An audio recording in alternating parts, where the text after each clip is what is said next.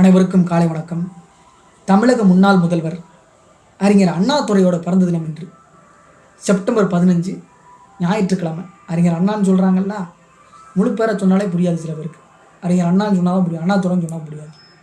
தமிழக முன்னாள் முதல்வர் அறிஞர் அண்ணாதுரை இவர் ஒரு மாபெரும் ஒரு எக்கனாமிஸ்ட், எம்ஏ எக்கனாமிக்ஸ் படிச்சிருக்கிறார்.